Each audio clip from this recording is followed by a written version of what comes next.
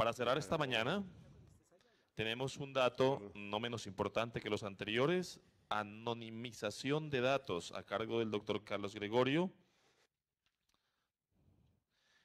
doctor en Derecho y Ciencias Sociales y licenciado en Matemáticas de la Universidad de Buenos Aires. Fue consultor en proyectos de reforma judicial para el BID, Banco Mundial y el National Center for State Courts de los Estados Unidos, en países de América Latina, en Marruecos y Eslovenia.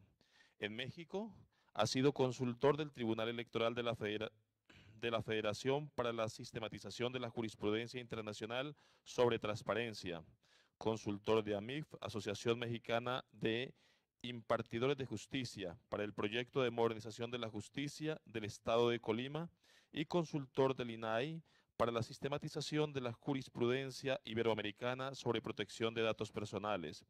Fue consultor del programa de fortalecimiento de la justicia laboral en Centroamérica y República Dominicana de USAID, para el que diseñó el Observatorio de Justicia Laboral.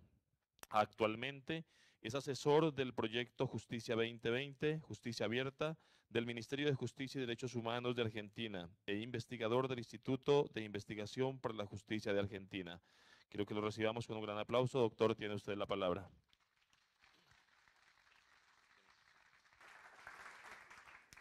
Bueno, ¿listo? Hola, hola. ¿Se oye o poco? ¿No nos escucha? ¿No se escucha? Hola, hola, hola. ¿Ya? Ahí está. Ahí vamos. Bien, perfecto. Bien. Muchas gracias por estar aquí. Muchas gracias por la invitación del Archivo General de la Nación. Es un honor y pienso honrarla. Un preámbulo. Mi predecesor, una excelente presentación, y la anterior también, presentando las magnificencias de la tecnología. Yo la adhiero, soy un feliz con la tecnología y usándola, pero tiene algunos problemas. En esta presentación vamos a hablar de la protección de las personas y de sus derechos con respecto a la tecnología. Entonces voy a hacer un poco parecer una rémora en el proceso de evolución de la especie humana, pero creo que es parte de una evolución inteligente. El botón es el derecho. Entonces nos vamos a concentrar en la anonimización. Hasta el locutor le costó decirlo. Y eso nos indica que es una cosa bastante extraña para lo que estamos trabajando. Entonces vamos a entrar suave. Vamos a contar historias, vamos a aproximarnos como se aproxima en un aeropuerto el avión para entender qué es esto. Acá estamos en la abolición de la esclavitud en Brasil. Una decisión muy fuerte, necesaria, pero muy fuerte. Todos van a tener, yo creo, después la presentación, y en las partes de abajo hay muchas notas y sitios de enlace para que las puedan tener, así que no se preocupen. Después de la abolición de la esclavitud, el ministro de Hacienda, Rui Barbosa es un jurista brasileño muy famoso, que después es ministro de Justicia, decide tomar todos los libros de registro de los esclavos, llevarlos a una plaza pública y hacer una gran hoguera. Quemó los libros de la esclavitud. A queima dos archivos de esclavitud. Es un hecho histórico muy importante. Los analistas históricos se preguntaron qué quiso hacer Rui Barbosa con eso, y en principio dijeron que quiso solidificar la decisión, que la decisión no podía ser reversible. Pero los historiadores han descubierto que no, que Rui Barbosa quiso hacer otra cosa. Quiso evitar todos los juicios indemnizatorios que iba a tener el Estado brasileño con respecto a la propiedad de los esclavos. Si abolen la esclavitud, me quitaron una propiedad que el Estado paga. Entonces, no habiendo registros, se impidieron esos juicios. Es decir, en otras palabras, lo que quiso evitar Rui Barbosa es la reutilización de una determinada información. Y de eso vamos a estar hablando mucho acá. Cuando se genera información se genera con una determinada intención, propósito o utilidad. Finalidad es la palabra técnica. Pero se abren también el espacio para muchas otras usos o decisiones con esa información. Al principio los 2.800 metros de altura me afectan, así que tengan un poco de paciencia hasta que tome el ritmo. Entonces, esta reutilización es lo que nos va a preocupar. Evitó la reutilización destruyendo información. Ese es un concepto que acá debería ser una herejía. Nadie de ustedes piensa que la información deba ser destruida. Todos ustedes están aquí para preservar la información. Entonces, ¿cómo es este concepto de que la información puede ser destruida? Bueno, hay muchos argumentos de que están a favor o en contra, y van a ver que depende de qué cosa. La Ley General de Archivos prohíbe la destrucción, pero por ejemplo en Uruguay, los procesos de adopción en Uruguay, cuando un niño era adoptado, se arrancaba la partida de nacimiento del libro de registro y se quemaba. Y se generaba una nueva partida de nacimiento con la nueva filiación. O sea que la persona cuando ya era adulta y quiere saber cuál era su padre biológico, no puede porque la información fue destruida. Un tema similar, en Canadá se presentó una señora que había sido inseminada in vitro con un donante de gametos y quiso investigar cuál era su origen biológico. Hoy en día es muy necesario por las enfermedades genéticas. Y esta señora fue a ver al médico, se había jubilado, ella había fallecido, la viuda dijo que yo quemé todos los papeles. Bueno, eso motivó en un caso en Canadá que la Corte Suprema de un estado decidió no se pueden quemar ni destruir más archivos de donaciones. Entonces ven que por un lado la destrucción de información está prohibida. Es vital. Los datos de tráfico de la telefonía celular tienen que desaparecer en un tiempo determinado porque es extremadamente sensible. Lo mismo, las videocámaras que están en la vía pública, no puede guardarse esa información para siempre, porque se supone que si se guarda un tiempo determinado por si hubo un delito en ese lugar, se usa y se rescata y se conserva porque hubo un delito. Pero si no hubo ningún delito y no se requirió en 72 horas, esa información hay que destruirla, porque si no, podría ser riesgosa para las personas. Entonces, la destrucción de información aparece como un posible mecanismo de protección de las personas. Bien, ¿qué es la anonimización? Es otro mecanismo de protección de las personas cuando estamos generando y almacenando muchísima información en forma cotidiana. Hay otros mecanismos de protección de la información. La privacidad por diseño, la seguridad informática, la trazabilidad de las transferencias de datos personales, las sanciones legales, las multas. Por ejemplo, España tiene un sistema donde la protección es fundamentalmente las multas que aplica la Agencia Española de Protección de Datos, que son millonarias. Si detecta a alguien haciendo una violación que vulnera los derechos de protección de datos, aplica multas y eso hace que la ley se cumpla. Y esos son los mecanismos que nosotros vamos a tener que balancear para lograr que las personas queden protegidas. Bien. Acá tenemos una variante y nos vamos a meter un poco en cuáles son los riesgos. Este es el Tribunal de Trabajo de Brasil. Es una estructura muy grande los tribunales de trabajo y permiten buscar causas abiertas. Porque la justicia tiene que ser transparente, la justicia tiene que ser administrada en público. Entonces las causas son públicas. Sin embargo, los buscadores hoy en día son vías de acceso a estas fuentes de información. Entonces, ¿qué hacían los empleadores? Viene la señora, quiere ocupar un puesto en mi empresa y antes de contratarla, la busco en la justicia de trabajo.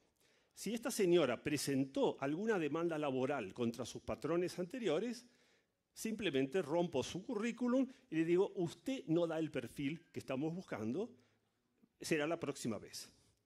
Ese es el estilo de la discriminación que se hace con las personas utilizando información. Claro que la señora estaba ejerciendo su derecho, estaba en todo su derecho de reclamar contra un patrón arbitrario, pero no importa, es su actitud anterior la que se usa en este momento para discriminarla injustamente. Entonces, ¿qué hizo el Tribunal Superior de Trabajo? Creó un mecanismo de protección especial para acceder a esta base de datos. Se puede acceder solamente buscando empleadores, pero nunca hacer una búsqueda por empleados. Eso es un mecanismo de protección que no destruye la información ni la anonimiza, simplemente restringe la forma en que yo puedo acceder a la información.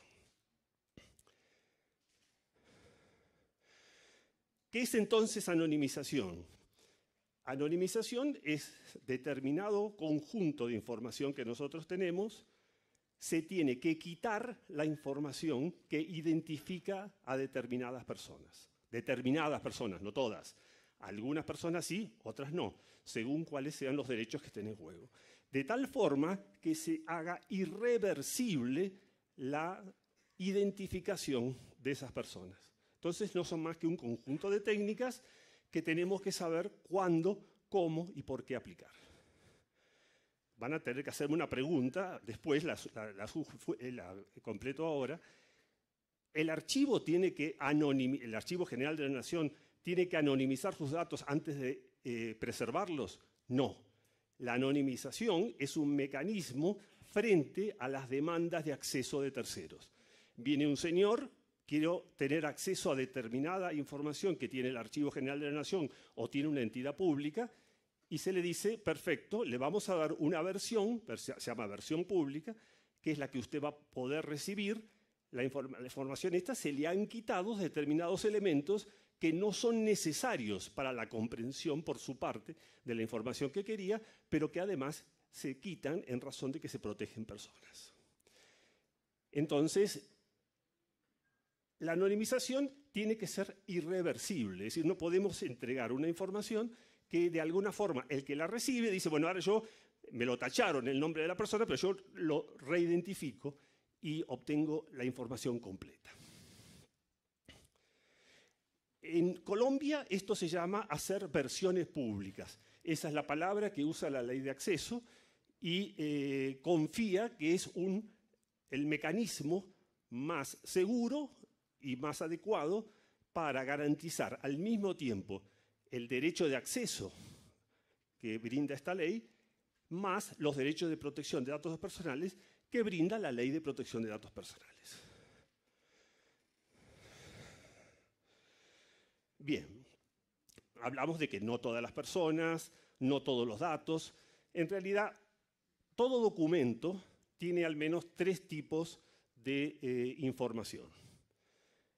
Puede tener información unívocamente identificatoria.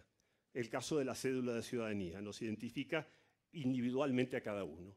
La huella digital, mi imagen, el ADN, esas son datos que son de identificación unívoca, solo yo los tengo.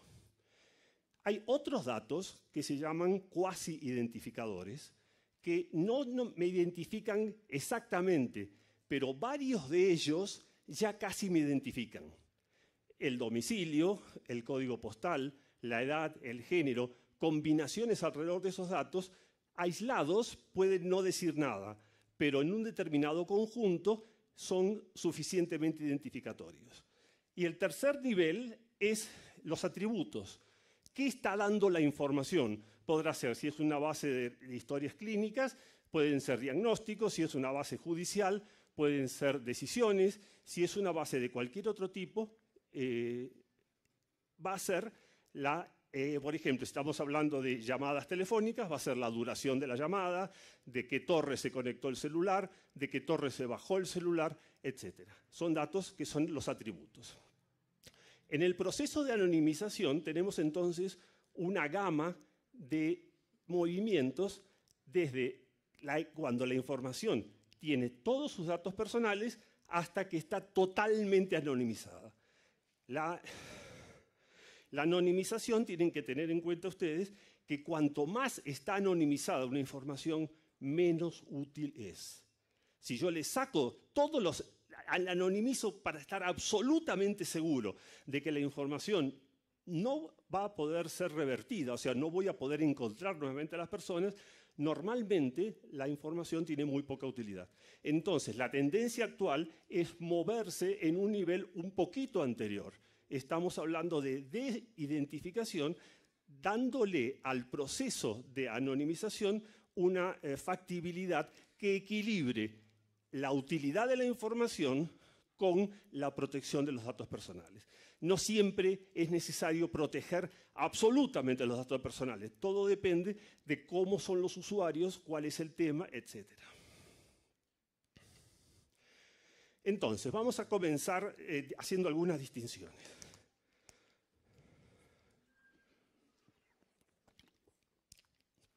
No es lo mismo que la información sea un texto, que la información sean imágenes o videos, no es o sonido, no es lo mismo que estemos hablando de datos sensibles. Tenemos al menos 3 niveles. En el texto, normalmente lo que se busca es identificar a las personas que se quiere proteger y se ponen, por ejemplo, iniciales. Se puede hacer un tachado, no como el que aparece ahí. Se hace un tachado donde se reemplaza completamente por bloques negros la información. O se puede, para garantizar la lectura de ese documento, persona 1, persona 2, porque si no está todo tachado, yo no sé cómo relacionarme dentro del texto, o sea, pierde utilidad. Y se ve qué se hace con los domicilios, las edades y los géneros en función de cuál es la sensibilidad del documento. Esto es un tema. El segundo tema es qué pasa si lo que quiero yo anonimizar es una base de datos. Las bases de datos ya son paquetes mucho más grandes que un texto. Un texto pueden ser 4 o 5 páginas, hay muchísima información textual, pero no es lo mismo que decir tengo una base de datos donde una columna de la base de datos es el nombre y apellido, la otra es la cédula de la ciudadanía. Entonces, cuando tengo las bases de datos, generalmente la técnica es reducir el acceso a mecanismos de búsqueda. Yo puedo tener, si una base de datos es muy sensible, puedo quitar los nombres, pero aún, ya vamos a ver dentro de un rato, que aunque quite los nombres no garantizo todo, y entonces solamente se me deja ver esa base de datos con un mecanismo de búsqueda. Si estamos hablando de imágenes, videos o sonidos, las cosas son complicadas. Es decir, hay pocas posibilidades de anonimizar una imagen sacándole el contexto. Es decir, Google Maps, por ejemplo, anonimiza las placas de los autos, anonimiza las caras, hace toda una serie de trabajos para que la información no perjudique personas y es relativamente útil para su finalidad. Pero hay veces que no y las técnicas de anonimización de imágenes son generalmente absolutas. Te tiene que borrar las caras y no puede ser reversible. Pero imagínense la situación, por ejemplo, de las audiencias judiciales. En muchos países la justicia es ahora oral y se graba la audiencia en un CD y el CD queda guardado en el juzgado. Entonces los abogados pueden pedirlo, el juez de apelación puede pedirlo, pero también un particular tendría que decir yo quiero ver tal audiencia, entrégueme un CD. Y eso ha generado sobre todo en México una discusión muy grande y se resolvió de esta manera. Aceptamos que la justicia debe ser administrada en público y eso nadie lo va a impedir. Sin embargo, usted que no estuvo en la sala de audiencia durante el juicio y quiere ahora ver ese CD, le vamos a ofrecer el siguiente mecanismo de acceso. Vamos a disponer una sala de audiencia vacía, vamos a poner un proyector y le vamos a proyectar a usted el video de la audiencia. Usted va a poder estar presente durante todo el proceso de reproducción de la audiencia, va a poder tomar notas, no va a poder filmar y no va a poder grabar con las mismas, exactamente las mismas reglas que se aplican como si usted hubiera estado presente en la audiencia real. Esa es la solución que se encontró para evitar que el acceso a las audiencias judiciales pueda ser un tema delicado. ¿Por qué? Porque están los testigos, las víctimas, hay declaraciones, hay una serie de elementos que son muy sensibles y sobre todo el tema de la protección de las víctimas. Las víctimas hay que protegerlas porque si no, el proceso judicial puede revictimizarlas.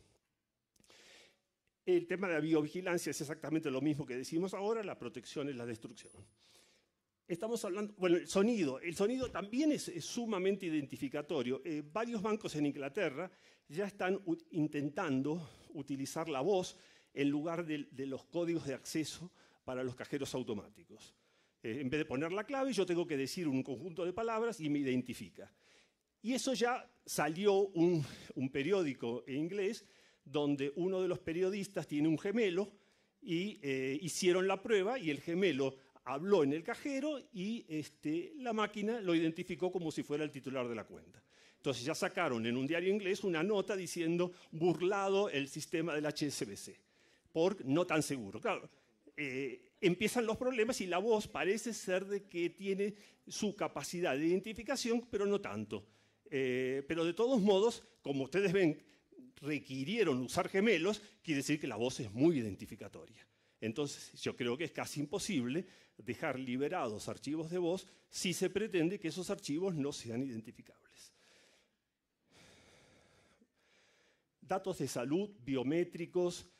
Ustedes saben, lo tradicional es las huellas digitales, la oreja, el iris. Saben ustedes que son cosas que nos identifican. La tecnología nos ha traído nuevos desafíos. Hay un grupo de chinos que están estudiando el tema del electrocardiograma. Parece que el electrocardiograma también es identificatorio. Pueden encontrar determinados puntos en el electrocardiograma que son solo pertenecientes a una persona. ¿Cuál es el riesgo de esto? El riesgo es muy simple. Yo a este señor, sin que se dé cuenta, o en una sala de emergencias, le tomo un electrocardiograma y uso esos puntos para meterme en la base de datos de historias clínicas. Y entonces reidentifico su historia clínica y tengo un acceso no autorizado a la historia clínica. El conjunto de cosas que son identificatorias es un poco lo que vamos a tratar de discutir en esta presentación. Ejemplos. Aquí tenemos el portal de datos abiertos de Colombia. Para preparar esta presentación me puse a buscar a ver qué puedo encontrar algo interesante acá. Y encontré los delitos sexuales en el Cauca, que después descubrí que es parte de una base de delitos sexuales en todo Colombia. Están todos los años del 2016 y se publicaron en un portal de datos abiertos. Si ustedes ven, esto espero que sea la información que se está dando no tiene nunca el nombre de la víctima. O sea, esta base de datos fue anonimizada para poder publicarla en un portal de datos abiertos. Este es un ejemplo de las técnicas de anonimización. Se deja toda la demás información para que la información tenga la utilidad que se espera en un portal de datos abiertos, o sea, que sea analizada y procesada por todo el mundo. Otro ejemplo. Costa Rica. Vamos a una sentencia judicial donde aparece una niña menor de 18 años. Este es un caso sensible y el nombre se anonimiza con las iniciales. Esa es una técnica muy usual en las sentencias judiciales. Entonces, se entiende que esa es una protección adecuada, por lo menos evita que en el buscador textual de la sentencia yo pueda recuperar los datos vinculados a una persona en particular con relación a un hecho que la pone en una situación vulnerable.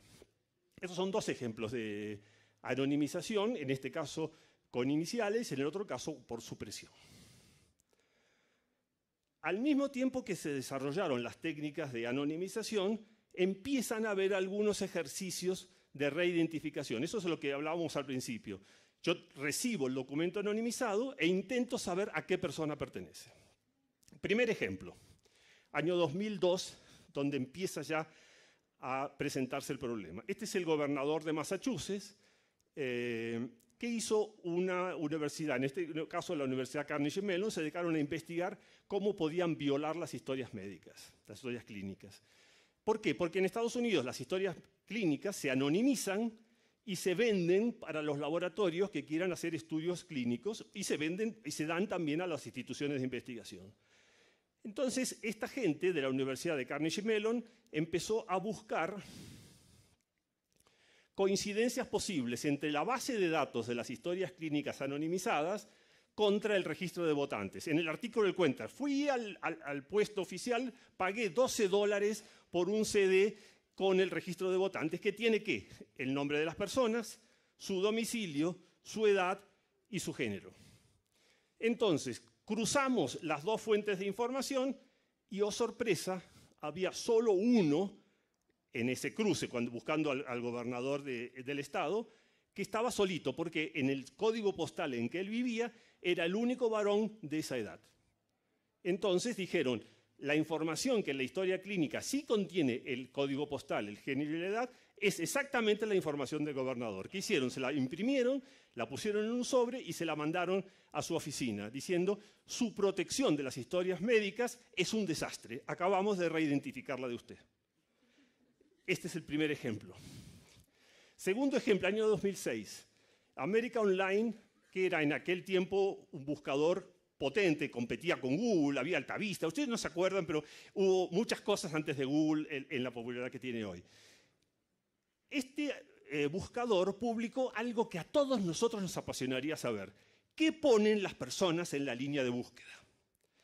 Y creó una base de datos, manteniendo los usuarios vinculados con un número aleatorio que no tiene nada que ver con el nombre de las personas, diciendo, en tal día buscó tal cosa, en tal día buscó tal cosa, en tal día buscó tal cosa. Y eso lo liberó a la comunidad para que hagan estudios. Yo sería feliz teniendo una base de eso porque me interesa mucho saber qué piden las personas a Google para dar información. Es un tema interesante. Entonces, dos periodistas del New York Times empezaron a investigar, a ver qué maldad podemos hacer. Y pudieron desanonimizar también esa información e identificar personas vinculadas a las búsquedas. Y decir, esta búsqueda la hizo tal persona. El tercer tema y el más grueso, 2012. Netflix tiene un problema muy grande, sugerir películas a los que le quieren ver. Entonces generó un concurso diciendo, hagamos nuestra base de usuarios, pero no identificados ni por persona, ni por código postal, ni por género, ni por edad. Ya sabían, porque ya tenían la historia del gobernador Juan. Le sacamos todos esos datos. Lo único que le vamos a dar es qué películas vieron, es decir, un número al azar para identificar usuarios, qué películas vieron y cómo la calificaron. Y le damos $1 millón a la mejor propuesta que nos den sobre cómo hacer un algoritmo para sugerir a cada uno de nuestros usuarios qué películas le van a interesar. Varios investigadores del Departamento de Matemáticas de la Universidad de Texas en Austin se dedicaron a hacer todo lo contrario. Tomaron esa base de datos y vamos a ver cómo la reidentificamos. Y efectivamente crearon un algoritmo de reidentificación. Estas son las preocupaciones. Como ven ustedes, tenemos la Universidad Carnegie Mellon, New York Times y la Universidad de Texas trabajando en destruir el concepto de anonimización. Vamos a volver un segundo a los delitos sexuales del Cauca. Los delitos sexuales del Cauca, acá ustedes no ven nada, seguramente. Aquí les pongo una entrada. Lo primero que vamos a notar es que hay víctimas que tienen una edad muy avanzada. Una cosa muy fea, pero nadie tiene que escandalizarse. Ay, que se fue para atrás, perdón. Ven aquí 77 años. Una víctima de abuso sexual, acceso carnal, violento, como está puesto acá, donde la víctima es 77 años. No es la de mayor edad, hay de más edad también. Lo interesante es que yo seleccioné esta entrada porque estamos en el Cauca, en el municipio de La Sierra y en la vereda de San Pedro Alto. La vereda de San Pedro Alto es una vereda rural que no debe tener más de 50 habitantes. Es decir, que una persona de 77 años identificada como domiciliada en la vereda de San Pedro Alto es una persona con nombre y apellido. Es decir, que esta anonimización que hicieron para publicar los delitos del Cauca es una anonimización muy mala, pésima en términos de calidad. Realmente se querían proteger los datos y no se pudo. Además, sí, hay datos de profesión, hay datos de educación, hay tantos datos sobre esa persona que en una vereda tan chiquitita no ofrece ninguna garantía. Vamos al otro ejemplo. Esta sentencia, para hacer la demostración, surgió entre las 5 o 6 sentencias que aparecen en la base de jurisprudencia de Costa Rica buscando la palabra incesto. Es decir, que en esta sentencia se está tratando de una relación incestuosa, una relación incestuosa de esta señorita YTB con su padrastro. Y ese es el tema de discusión en esta sentencia. ¿Cómo se desanonimiza esta sentencia? Bueno, es muy fácil. En este caso, en la sentencia está el nombre de la madre. Gladys Vargas Calvo es el nombre de la madre. La podría haber desanonimizado sin el nombre de la madre. No se escandalicen. Esta es porque es muy burda. Pero ahora les explico cómo se desanonimiza sin el nombre de la madre. El Tribunal Electoral de Costa Rica tiene una aplicación que yo puedo buscar por nombre y apellido en el registro civil. Entonces, si yo pongo Gladys Vargas Calvo, pongo ese captcha, entro y obtengo todos los datos de registro civil de esta persona. En un rinconcito por acá me están hijos. Si toco ese botón, puedo ver los hijos. Si toco este botón, puedo ver todos los matrimonios, y si toco en este botón, puedo ver dónde vota. Que es muy simple. Yo no lo voy a hacer acá porque no voy a violar los derechos de esta niña. Si aprieto el botón que dice hijos, voy a tener el nombre completo de la víctima y hasta sus datos de cédula de ciudadanía, etc. ¿Cómo lo hubiera hecho si no tuviera el nombre de la madre? Bueno, el sitio ese es tan abierto que ustedes ponen las iniciales, en lugar de nombre, ponen la inicial de nombre. En el medio, la inicial de nombre, primer apellido y segundo apellido, ponen las 3 iniciales y les da toda la tabla completa de las personas que tienen esa combinación de nombres y apellidos.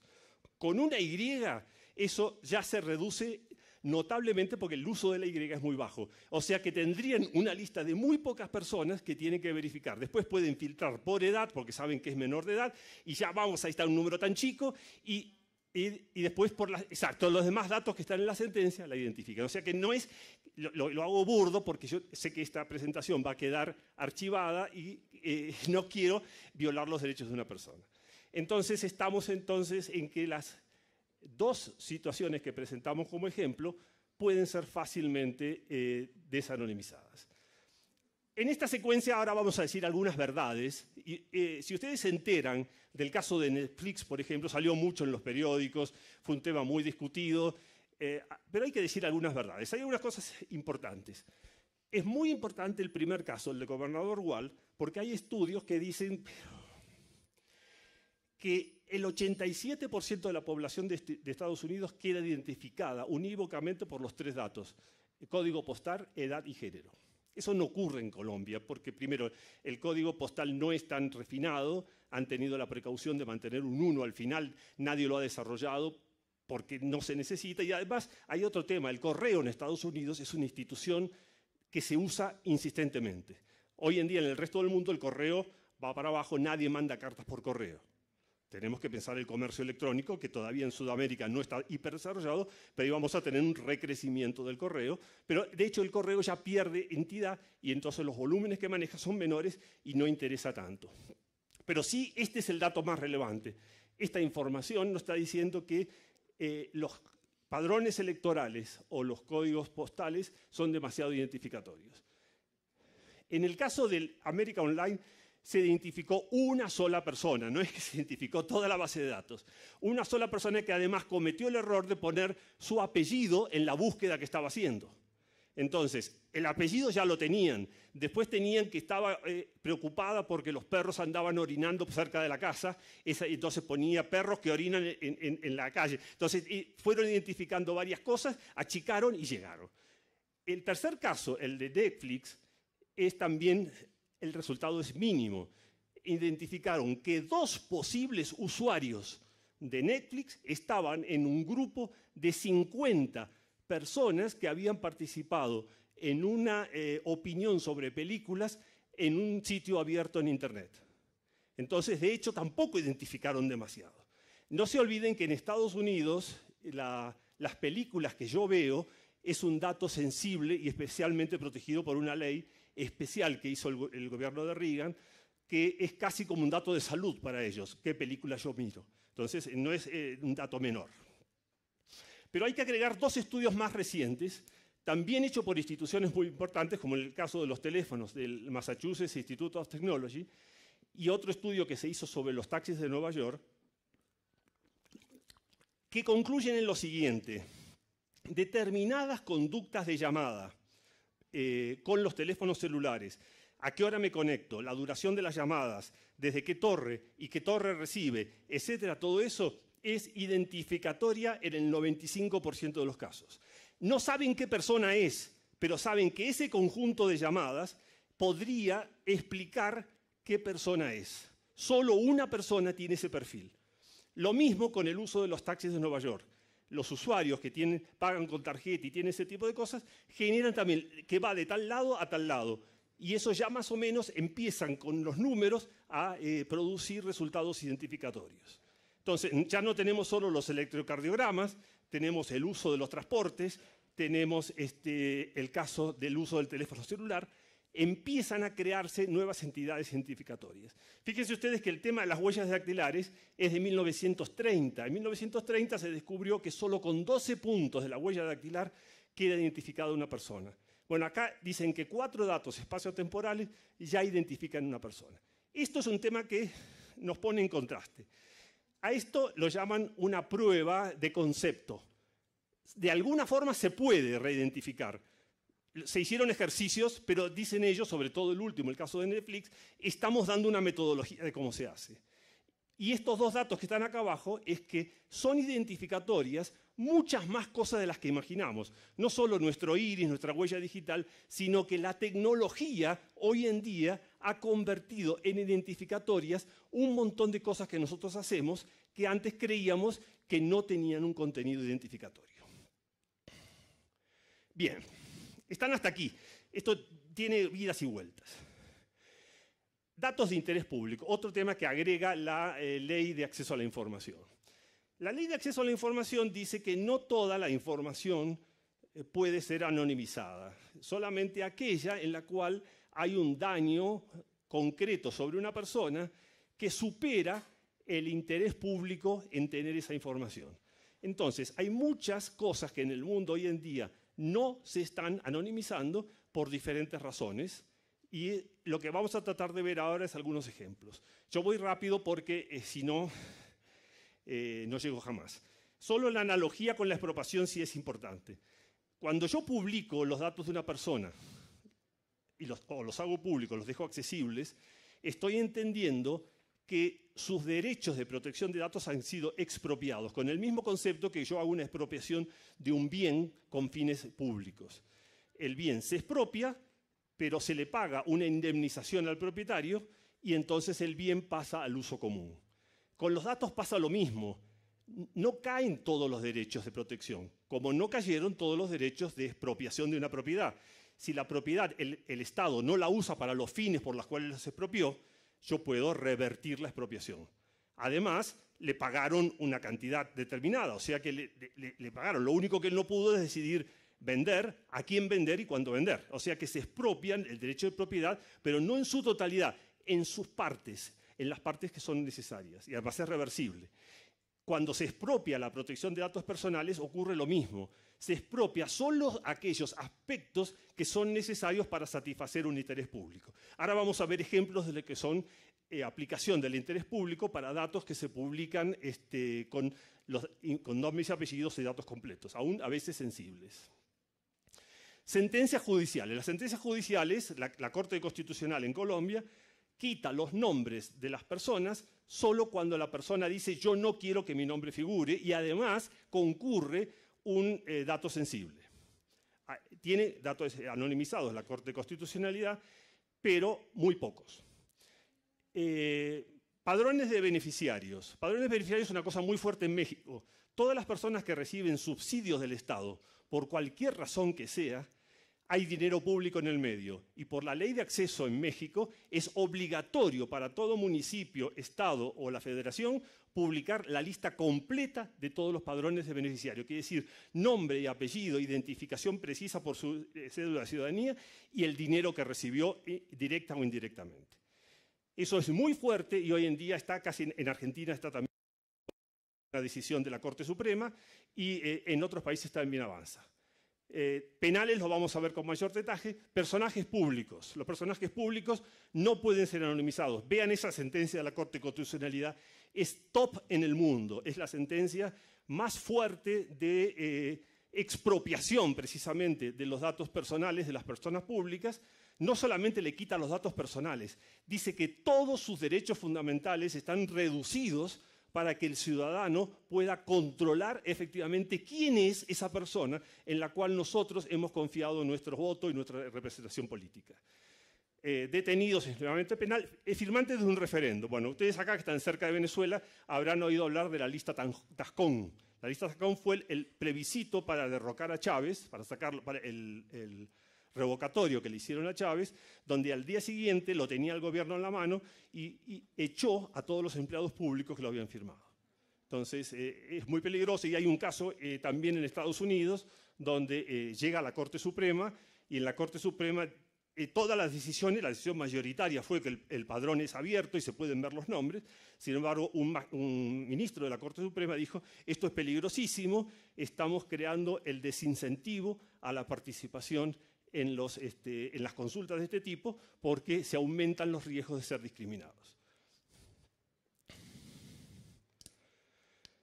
Vamos a los penales. Bueno, y esto está, el tema de, no hablé de los padrones electorales.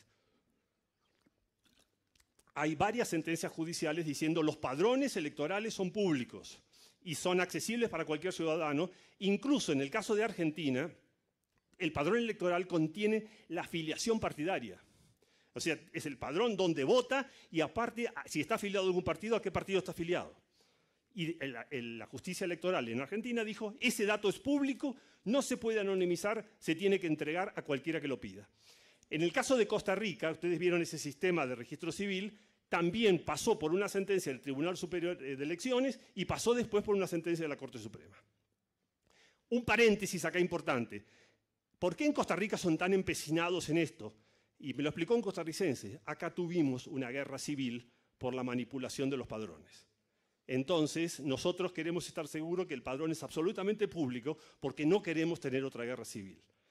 Bien, cerrado la información para que ustedes la anoten para saber un poco por qué esto ocurre tanto en Costa Rica. Temas penales. México. Lean con cuidado lo que está en negro. Dice que se deben crear bases de datos de consulta pública referentes a criminales convictos, sobre la base de que la privacidad de estos datos es menos importante que el interés del gobierno por mantener la seguridad pública. Eso que está acá está exactamente previsto en la Ley de Acceso de Colombia. El balance entre el interés público, interés del gobierno lo llama acá, y la protección de los datos personales. Es más alto el interés público en conocer esa información que la protección de los datos personales de los criminales convictos. Esto es una sentencia de hace 2 meses en Brasil. El nombre del estuprador, de la persona que condenada por estupro, no debe mantenerse en secreto. La tendencia mundial es a que los datos penales, las condenas sobre todo, son datos que no pueden anonimizarse. Y eso es un tema de presión, de equilibrio. Lo tenemos que aceptar en lo que vale y medirlo en sus consecuencias. Página Portal de Datos Abiertos de Argentina. Publicación con nombre completo de todos los condenados por delitos. Entonces ustedes pueden descargarla, porque es estilo datos abiertos, las descargan y hacen con ella lo que quieran. Portal de Argentina de Datos Abiertos, los nombres de los que están cumpliendo prisión, pero en condición de procesados, no de condenados. Se entiende que la presunción de inocencia todavía hace que debemos reservar esa información y entonces no se publica el nombre, sí se publican todos los demás datos. Registro de antecedentes de violadores sexuales de Puerto Rico.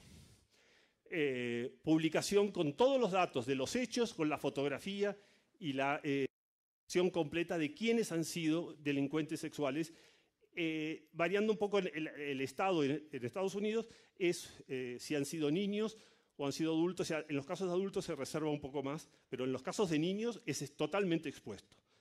En Estados Unidos ustedes tienen un sitio web donde entran el código postal, les da un mapita y les dice todos los lugares donde viven cerca de su casa los delincuentes sexuales. Aprietan el botón, les sale la foto, les sale qué tipo de delito sexual, si se negó al tratamiento, si está cumpliendo el tratamiento, etc. Porque considera que hay la necesidad de proteger a las personas y la protección de las personas es más valiosa que la protección de los datos personales de estas personas. Perú, registro de deudores alimentarios. Lo mismo, con foto y todo. En Perú mi crítica es ¿por qué tienen que poner acá el nombre de la demandante? Que puede ser en algunos casos la hija o los hijos, aunque acá probablemente puede ser la esposa. No importa, es innecesario. Argentina, cada provincia tiene su registro de deudores alimentarios. Se publica solo el nombre del deudor. Chicago, arrestos. Si hablábamos hace un rato que en Argentina la presunción de inocencia podría ser suficiente para protegerlo, acá publican arrestos, ni siquiera hay proceso judicial andando. Además, las caras que ustedes ven van a encontrar caras de personas que realmente es como que ya no tienen derechos y esa es un poco la sensación de que se crea a partir de todo esto. Bien, acá yo sé que no hay mucha gente interesada en las leyes, pero el marco legal que tiene Colombia en su ley de protección de datos dice que un dato personal es cualquier dato que haga que una persona sea determinada o determinable. O sea que si yo tengo un dato anonimizado y lo puedo revertir, ahí había datos personales. Ese es el concepto. El Estado, en su mayoría, artículo 10, maneja nuestra información personal porque está habilitada por la Ley de Protección de Datos Personales en que el Estado no requiere el consentimiento para sus funciones públicas. Y después están previstas una serie de formas de cómo lograr que se protejan los datos personales. Pero la verdadera protección de los datos personales por la vía de la anonimización está en lo que se llaman versiones públicas en el artículo 21 de la Ley de Acceso.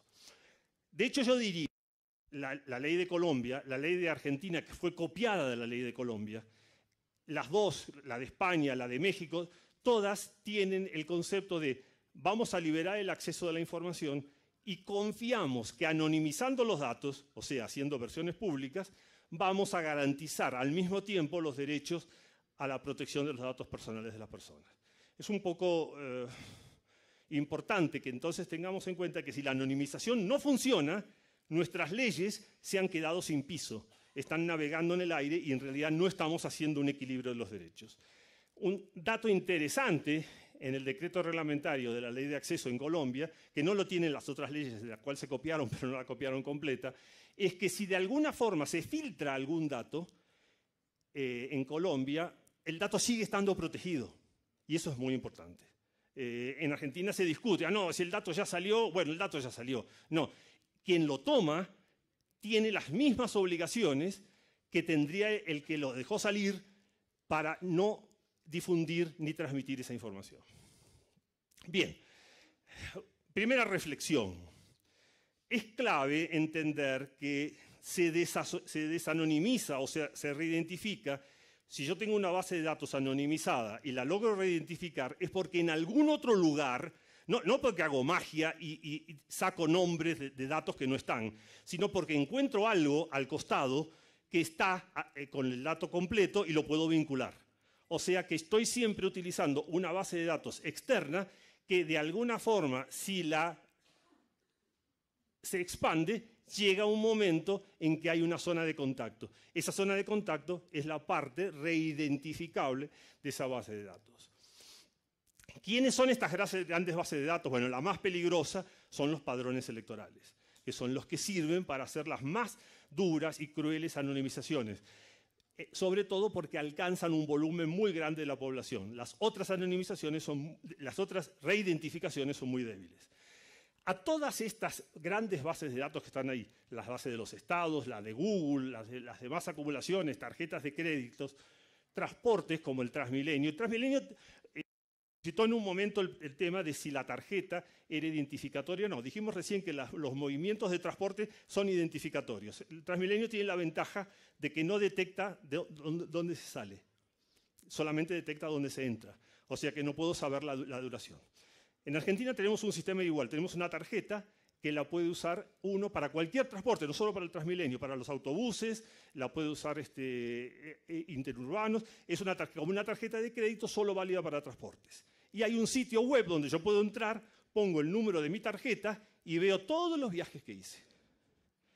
Ese mismo tema se plantó en Holanda, donde se creó un conflicto muy grande porque muchas tarjetas son beneficiarias de subsidios. En el caso de los jubilados, por ejemplo, que tienen una tarifa especial. Entonces, la decisión de la justicia en Holanda fue se pueden conservar durante un periodo determinado, pero después tienen que destruirse. data crédito, email comisario. Esto es lo que se llaman grandes reductores de la entropía o grandes acumuladores de información. Un breve interrupción para tocar el Internet archivo, el archivo de Internet. Yo no sé, si no lo son aquí todos los documentalistas que están usuarios cotidianos del Internet Archive, piénsenlo y métanse porque es una cosa que tienen que saber cómo funciona y saber qué hace. Les voy a contar una historia muy breve de cómo se utilizar positivamente este Internet Archive. Bueno, con un colega colombiano, hace un par de años nos quisimos presentar a una licitación internacional para un proyecto de investigación. Ese proyecto estaba financiado por la Eurosocial, que es la cooperación europea, y una ONG española, una fundación española, que era la que hacía el proceso de selección. Identificamos el proyecto en la página web de esta institución y dijimos, vamos a presentarnos, tenemos una propuesta. Entonces, pedían que los currículums o las hojas de vida del equipo de trabajo estuvieran anonimizados. Entonces dijimos, una hoja de vida no se puede anonimizar. Si yo anonimizo una hoja de vida, tengo que no es sacar el nombre de la parte de arriba. Si saco los datos de las publicaciones que tiene ese señor, pierdo un antecedente, pierdo un dato importante. Sin embargo, si yo lo pongo en Google con comillas el título y al minuto recupero quién es. O sea que, de hecho, es imposible anonimizar hojas de vida. Hicimos un correo, usando un seudónimo, por supuesto, uno no va a revelarse que está preparando una propuesta, y preguntamos y nos contestaron muy mal, saquen los nombres y no importa nada. Bueno, uno no quiere pisar el palito, o sea, hacer una propuesta que se la descalifiquen, ni bien entró, usted presentó una hoja de vida que se puede desanonimizar, quedaron fuera. Es decir, cuando uno hace una presentación tiene que hacerla con muchísimo cuidado, sabiendo que lo van a querer borrar de primera instancia. Bien, se ve que nos detectaron con interés y dijeron, acá se viene una pesada, y como tenemos un amigo al cual darle esta licitación, vamos a tratar de evitarlo. ¿Qué hicieron? En la fecha límite para presentar la propuesta era un lunes. Como dijo mi predecesor, todo se hace el último día. Dejábamos todo para presentar el lunes. El viernes, por casualidad, consultamos la página web de esta institución y dice que el plazo para presentarla era ayer, el jueves. Fraguaron una imagen por un día de que el plazo había vencido antes. El lunes siguiente lo volvemos a verificar y decía, no, es hoy, se podía presentar. Pero claro, ya no se inmovilizó. Este Internet Archivo, lo primero que yo hice el viernes ese es entrar en el archivo de Internet que me permite ver no solo las páginas web actuales, sino todas las anteriores, toda la historia de todas las páginas que se cambiaron, y no encontré realmente una página web que recordara lo que decía el miércoles anterior, que era el que habíamos tomado como válido. Pero aprendí que en ese momento que uno puede sacar una instantánea de una página web. Ping quiere decir que ya el archivo de Internet va a guardar la página del miércoles. Y si yo sacaba la página del miércoles, ping, y sacaba la página del viernes, ping, podía hacer una denuncia a la Unión Europea, a la cooperación, diciendo, estos señores están haciendo una maniobra para excluirnos. Lo importante es que sea un documento neutro, porque podríamos haber consultado un notario que tomara nota de toda esa historia, pero si hacemos con un notario, la denuncia tiene que ser identificada, no puede ser una denuncia anónima. Para hacer una denuncia anónima se tendría que hacer con la prueba totalmente neutra e independiente. Entonces, lo interesante es que este archivo se puede usar precisamente para rastrear cómo una página web está cambiando en los momentos necesarios, pero hay que provocarlo. Ellos toman páginas web al azar según el uso que tenga la página web, pero un usuario particular puede detonar que para ese día, para esa hora, y hay veces que se pueden tomar varias por día, reserva el contenido de una página web. Entonces, es un tema que se los recomiendo. No dejen de entrar al archivo de Internet, que es una arma exquisita. Y van a preguntarse inmediatamente por qué no hay un buscador en esa página web. Si tuviera un buscador, Google quedaría como un poroto al lado de lo que es la potencialidad de esa página web. Bien, hecha la discusión, esto muy rápido, pero también lleno de anécdotas. Cuando uno tiene que desidentificar, o sea, la palabra correcta para anonimizar, porque anonimizar es imposible, pero sí podemos reducir la identificación de las personas, uno tiene que ver si la anonimización me deja abierto a singularizar personas, o sea, encontrar personas. Si me las vincula con otra base de datos con la cual yo puedo saber cuál es la persona. Y la tercera, cuáles son las inferencias que se pueden hacer con la información que ya se tiene. Les cuento, para entender lo que es la inferencia, les cuento otra anécdota. La empresa Target en Estados Unidos, una cadena muy grande, le ocurrió lo siguiente. Un señor en su casa recibe por correo información sobre pañales, disponibilidad de precios de pañales, productos pañales. El tipo dice, ¿para qué me mandan a mí pañales? Yo vivo acá con mi mujer y mi hija, nadie está esperando familia. Entonces tuvo la acción de ir a la empresa y decir, señores, por favor, no me manden más información sobre pañales. A mí no me interesan los pañales, me están llenando el buzón de pañales. Bien, al mes siguiente el señor vuelve y dice, increíble, mi hija estaba embarazada. Vengo a pedir disculpas.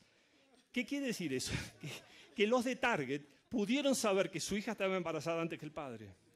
Y eso lo saben, vaya uno a saber por qué, porque no compró más tampones, por el cambio de los hábitos de compra, no lo saben. Pero todo es identificatorio, todo deja rastros de qué pensamos, de qué hacemos y quiénes somos. No es débil el concepto. Bien, hay varias técnicas, yo voy a pasar rápido por esto porque primero en la mitad de las técnicas y en las otras creo que son muy simples. Primero, partimos de una ley argentina del año bastante vieja, me acuerdo del año 91, que dijo que cuando hay un enfermo de SIDA, la historia clínica no puede tener el nombre, tiene que tener una clave formada de la misma forma que están hechas acá abajo. Al poco tiempo nunca se usó y nadie se preguntó nada, pero ahora como estamos en el Ministerio de Justicia con la necesidad de crear una base de datos no anonimizada, pero sí pseudonimizada. Eso quiere decir que le ponemos a cada persona un identificador que no la identifique unívocamente, pero que nos permita a nosotros vincularla con otra base de datos para hacer controles de calidad y estudios criminalísticos. Una cosa intermedia. Se mantiene la información, se aceptan los riesgos, esa información obviamente no puede ser pública, tiene que ser reservada, pero nos permite a nosotros mejorar la calidad de nuestros resultados. Fundamentalmente, estudios criminológicos y control de calidad del registro de antecedentes penales que sabemos que puede no estar completo. Entonces, fíjense ustedes, Iago Jiménez es un señor que está clavado, porque la X y la Y son dos letras de muy poca frecuencia y es muy probable que con esos números que están acá haya una sola persona. Hicimos el análisis de riesgo y ese es uno de los temas importantes. Cada vez que ustedes hacen un proceso de anonimización, tienen que hacer un análisis de riesgo.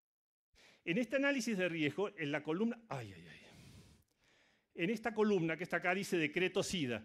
Quiere decir cuántas personas comparten el mismo pseudoidentificador que acaba de generarse hace un minuto. Y ven ustedes que en los casos de apellidos patronímicos, Fernández, Rodríguez, todos esos, apenas logra garantizar que hay 4 personas, 4.5 personas para cada cuasidentificador, cada pseudoidentificador.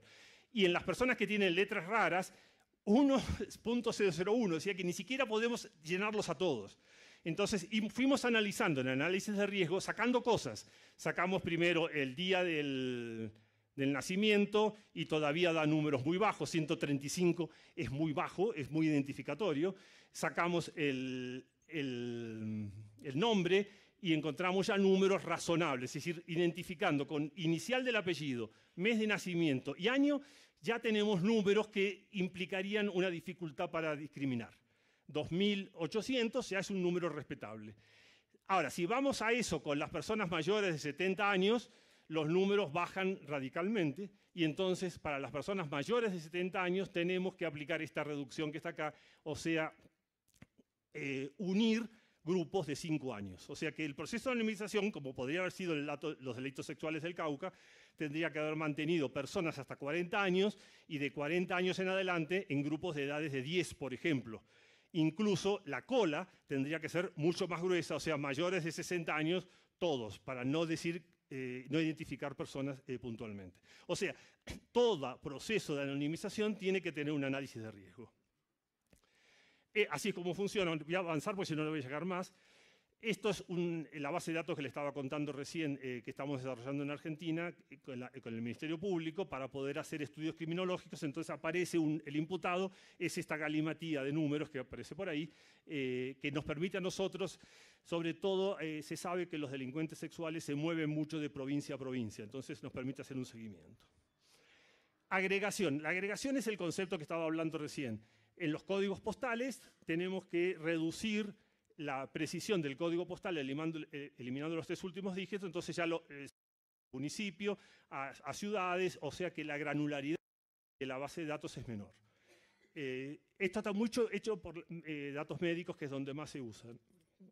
Aquí estamos haciendo perturbación, que se cambian los datos. Ese es el tema por lo cual yo me opongo a estas técnicas, que en definitiva facilitan que la información se dé, pero lo que se está dando es información levemente perturbada, pero es información falsa en definitiva. Y entonces no le veo demasiado el sentido de manejar este tipo de técnicas. Agregado de ruido es lo mismo, se cambian muchas cosas. Esto sí es interesante, situaciones raras. Por ejemplo, estos podrían ser los datos de historias clínicas de un hospital de Bogotá. Sin embargo, ahí tenemos un código postal que es creo que del Cauca, no sé por dónde es, y es un señor que se está atendiendo en un hospital de Bogotá, pero no vive en Bogotá. Eso es muy identificatorio. Lo mismo es muy identificatorio una enfermedad muy rara, como el síndrome de Hasse-Smith, que pueden tener un grupo de 5 personas. Generalmente estas personas participan de chats específicos, o sea que es muy fácil empezar a hurgar y encontrar los datos.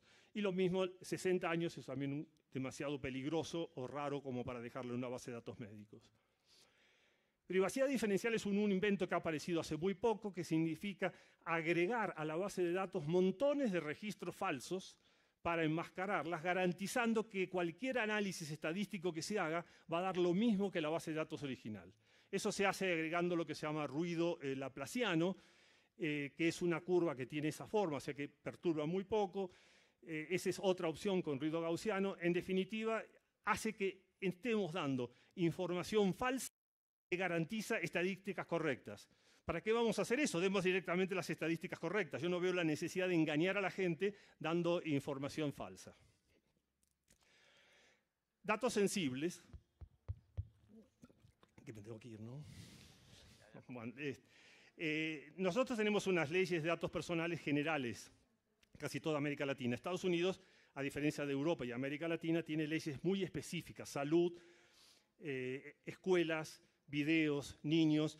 Eso hace una estrategia distinta. Y ustedes van a ver que la HIPAA en Estados Unidos es una ley que tiene la norma de protección de la identidad y la obligación de anonimización el estándar más alto en el mundo. Es muy fácil que ustedes entren en esto acá. Esto es lo que cada una son 18 identificadores que manda a suprimir la HIPAA. Si leo todo esto no doy a tiempo a llegar al final. Entonces la otra alternativa es no entregar la información, sino retenerla y dejar que hagan consultas. Entonces lo primero que nos pregunta es si soy un robot, y entonces yo puedo tener acceso a una base de datos, pero para hacer determinado tipo de consultas puntuales, pero descargar completa la base de datos. Eso es un mecanismo de protección que usa, por ejemplo, la consulta de antecedentes penales judiciales de Colombia. Yo puedo poner un número de cédula de ciudadanía y me contesta sí o no tengo antecedentes penales. Pero nunca me está diciendo ni cuáles son ni nada. Es simplemente no me permite descargarla. Y si yo la descargara tendría un elemento de discriminación muy grave. Bien, estoy cerrando. Para cerrar, lo primero que tenemos que ver es la anonimización. No es 100% segura. Tenemos pruebas de concepto. Nadie probó hasta ahora una anonimización que haga una base anonimizada que sirva para nada. Por eso la reidentificación es 95% inútil. Pero no se descansen, van a seguir trabajando en eso y van a lograr técnicas mucho más refinadas, sobre todo porque aumenta cada vez más la información en la red y la información comparable. El problema está en que estamos inmersos en varios polos. Primero tenemos una ley de protección de datos en Estados Unidos y otra en Europa. Nosotros estamos en América Latina en el medio, ni tenemos una ley europea ni tenemos una ley norteamericana. Y más, estamos influenciados por las tradiciones norteamericanas, que son más abiertas, y estamos obligados también por las leyes muy europeas. Eso es un problema. Las leyes son muy débiles. Yo creo que nuestras leyes descansan demasiado en la anonimización y no en otras cosas. Por otro lado, la tecnología avanza a toda velocidad. Y por otro lado, se ha creado este concepto de los datos abiertos como un concepto que está muy relacionado hacia el progreso y la libertad. Si algo no es un dato abierto, nos están ocultando información. Y eso es una cosa peligrosa. Creo que hay que administrar el concepto de datos abiertos con mayor precisión, redefinir reutilización, etc. Rápidamente bajo por todos los conceptos que hay que hacer aquí ahora. Bien, conclusiones. Confiabilidad de la anonimización no es 100% seguro, pero el pronóstico es peor. Probablemente sí vaya a ser menos segura todavía que lo que es ahora. Si el atacante tiene mucha información, va a lograr reidentificar. Pero el ciudadano de a pie, lo único que le interesa es cuando le pongan su nombre en Google no aparezca. Eso es lo que a él le interesa. Y eso, en este momento, cualquier mecanismo de anonimización lo garantiza. O sea que eso quiere decir que puede ser que no sea 100% segura, pero sigamos con la anonimización con mucha precaución hasta que tengamos en claro cómo son las técnicas de desanonimización. Cómo elegir la técnica de anonimización es clave: el análisis de riesgo, la sensibilidad de los datos, considerar el tamaño de la base de datos que se quiere entregar y siempre preferir que por diseño no haya datos personales. Datos abiertos. El datos abiertos es el drama más grande que tienen. No por algo lo primero que hice fue ir a buscar al portal de datos abiertos un ejemplo para mostrarles a ustedes. Mi opinión personal, nunca una base de datos que fue anonimizada puede publicarse en un portal de datos abiertos. Porque cuando la publicamos en un portal de datos abiertos, la ley colombiana y la de todos los países dicen es reutilizable sin restricciones de ley. Eso quiere decir que hemos anulado 100% los derechos de protección. Si la publicamos fuera del contexto de datos abiertos, entonces se puede ir sobre esa persona y decir, usted haciendo un mal uso de la información. Publicarla en el contexto de datos abiertos es altamente peligroso.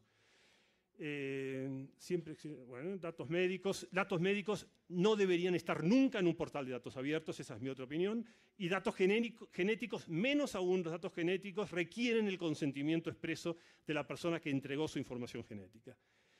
Y esto es muy preocupante. Los datos abiertos son un mecanismo por el cual los estados están entregando información a los grandes acumuladores de información. Y se la estamos entregando en formato. El formato abierto es una forma que automáticamente pueden convertirla en una base de datos. Eso hace que los datos abiertos creen un área de vulnerabilidad. No quiero decir que esté mal ni que no. Simplemente que cuando hay datos personales, datos abiertos no. Dejemos las demás cosas. Los atacantes son las empresas de seguros, las empresas de crédito, las empresas de contratación de personal. Esos son los atacantes favoritos. Vayamos a saber quiénes otros más son atacantes.